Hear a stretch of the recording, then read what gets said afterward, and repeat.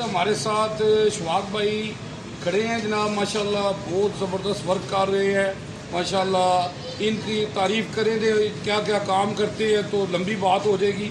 मुख्तसर करते हैं कि आज वो क्या कहने चाहते हैं। जी माशाल्लाह जी, अस्सलाम वालेकुम। वालेकुम रहमतुल्लाह जी बर साहब जज़ाकल्लाह। मैं सबसे पहले बर साहब का शुक्रिया अदा करता हूँ कि बर साहब आप गए बगैर हमें मौका देते हैं बात करने का।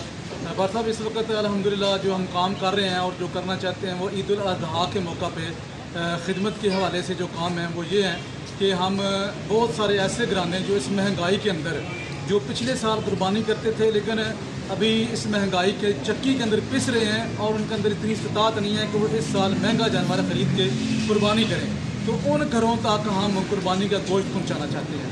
तो हमारा ये प्लान है कि इंशाअल्लाह ईद उल अज़हा के मौका पे मुख्तलिफ़ टीमें तश्कील देंगे और गाड़ियाँ और रक्शे और दीगर यानी कि अफराद जो हैं उनको साथ